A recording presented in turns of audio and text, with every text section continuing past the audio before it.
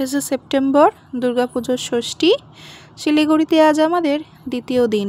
গতকাল আমাদের শিলিগুড়ি পৌঁছাতে বেশ রাত হয়ে গেছে। কেন রাত হয়েছে তা জানতে হলে আমাদের আগের ভিডিওটা অবশ্যই দেখতে হবে।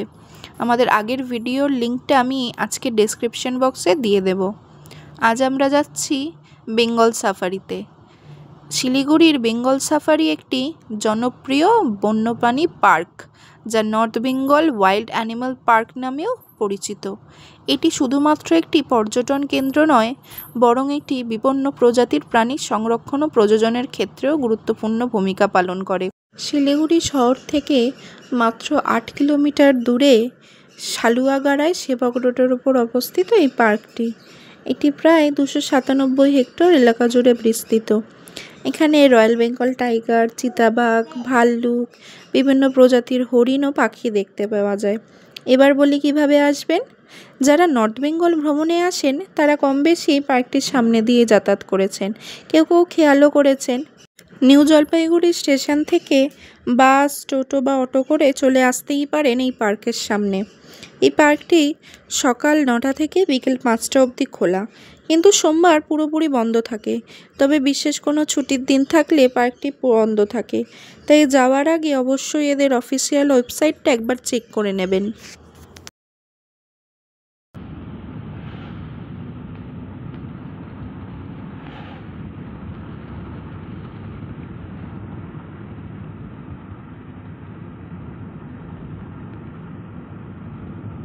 এই দিকটায় এসে একটা অন্যরকম ঠান্ডা, বলো মাম্মাম? একটু ঠান্ডা ঠান্ডা মনে হচ্ছে রে।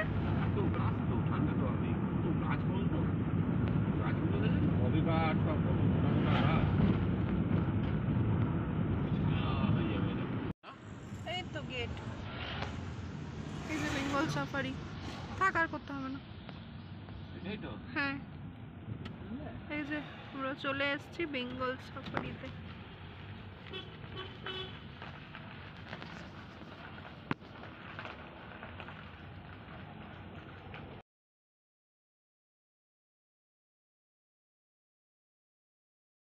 গেটে ঢোকার মুখেই সর্বপ্রথম আমাদের চোখে পড়েছিল রয়্যাল বেঙ্গল টাইগারের এই স্ট্যাচুটা।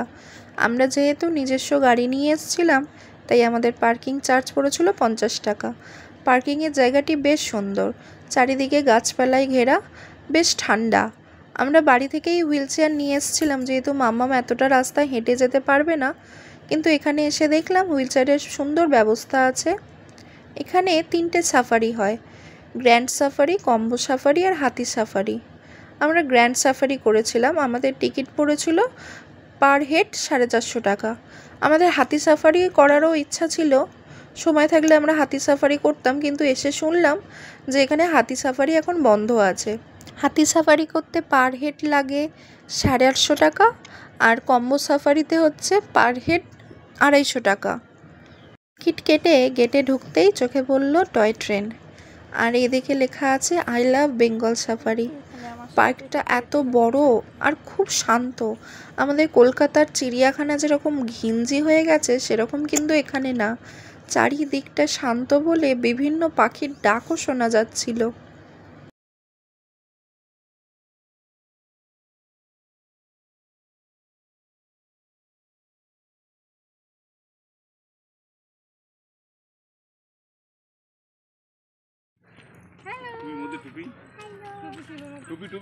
বাবারে,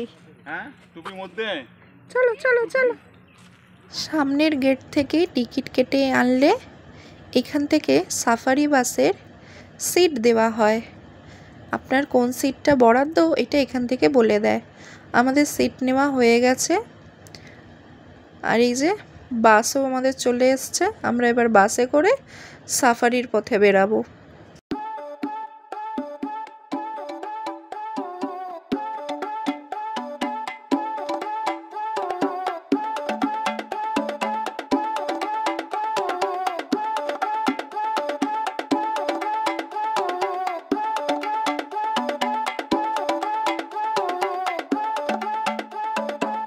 সাফারি শুরু হতেই আমরা সবার প্রথমে দেখলাম পশুদের রাজা সিংহকে।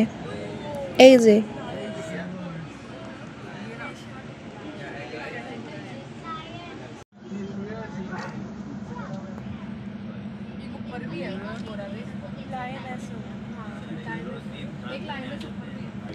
সিংহ মহারাজকে দেখা শেষ করে আমরা এখন এসেছি তৃণভোজী প্রাণী দেখব বলে। ওই যে দূরে দাঁড়িয়ে হরিণগুলো ঘাস খাচ্ছে। এই যে এখানেও আছে হরিণ, আমরা অনেক হরিণ দেখেছি।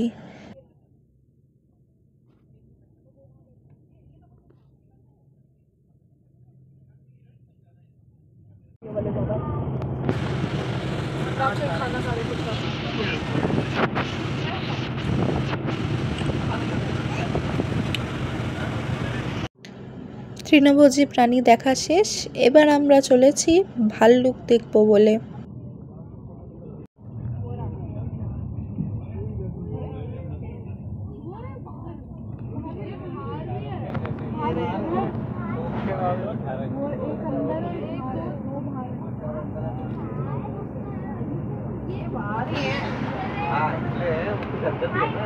अंदर एक और है, ये रहा वो सबसे खतरनाक वाला हुआ है, इसलिए खतरनाक लड़ाई का व्यू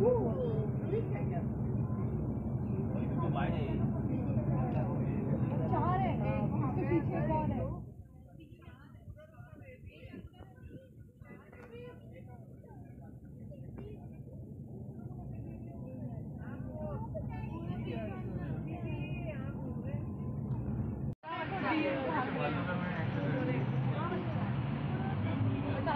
ভাল্লুক দেখা শেষ করে আমরা এখন ঢুকছি চিতাবাঘের ডেরায়।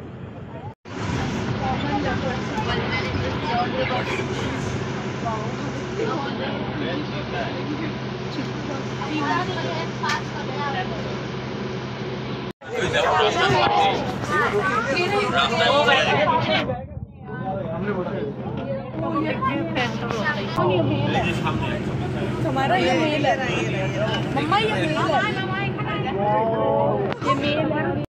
फेस टू फेस मामा अरे मैं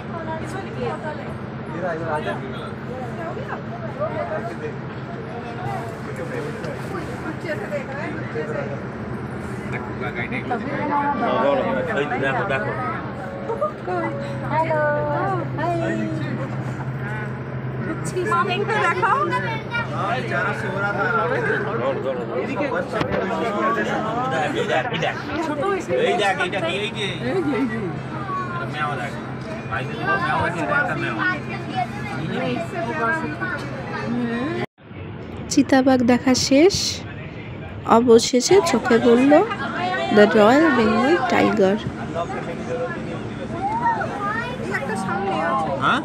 সামনে বাবা একটা সামনেও আছে, এটা দেখেছো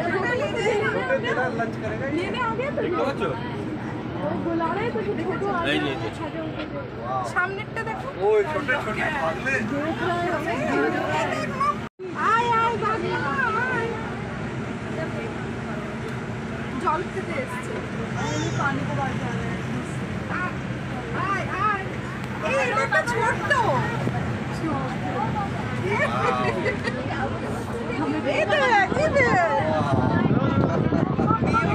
पास आ रहा है देखो देखो मेरे लिए पोज मार रहा है, पोज मार रहा है अब मेरी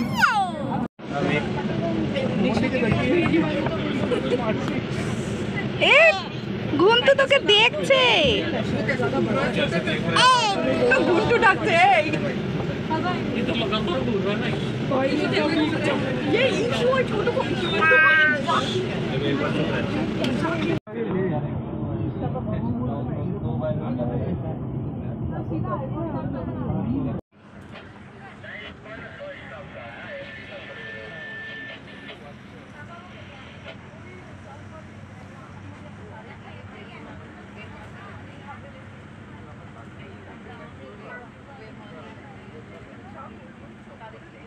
সাফারির বাস চালক আমাদের জানিয়ে দিলেন সাফারি এখানেই শেষ। যদি কেউ চান এখান থেকে নেমে পায়ে হেঁটে সরীসৃপ প্রাণী, পাখি এসব দেখে নিতে পারেন, কিন্তু আমরা কেউই নামিনি। আমরা গতবারে এসে এখানে ভালো করেই ঘুরে গেছি, তাই আর যাইনি। 1 ঘন্টার এই গ্র্যান্ড সাফারিটা আমাদের বেশ আনন্দদায়ক ছিল, আমরা সকলেই বেশ আনন্দ পেয়েছি। বিশেষ করে আমার এই একরত্তি মেয়েটা। আমি প্রথমে ভেবেছিলাম বাঘ সিংহ দেখে হয়তো একটু ভয়ে কাঁদবে, কিন্তু না, সে আবার বাঘকে চেঁচিয়ে চেঁচিয়ে ডাকছে। যাই হোক, আমরা বেঙ্গল সাফারিকে এবার টাটা বলে ফিরবো আমাদের হোটেলের পথে। হোটেলে ফেরার পথটা এত সুন্দর আর শান্ত, মনে হচ্ছে এখানেই যেন থেকে যাই। চারিদিকে দেখুন কত গাছগাছালি। এরকম শান্ত আর মায়ামুগ্ধকর পরিবেশের জন্যই বারবার পাহাড়ে ছুটে আসা। যাই হোক, আমরা এখন হোটেলে পৌঁছে গেছি। আমাদের হোটেলের নাম অঞ্জলি লজ, আর তার ঠিক পাশেই হচ্ছে একটা দুর্গাপুজো। ভিডিওটা আমি এখানেই শেষ করলাম। যদি কিছু ভালো লাগে অবশ্যই একটা লাইক করে দেবেন আর শেয়ার করে দেবেন আপনার ফ্যামিলি এবং ফ্রেন্ডের কাছে।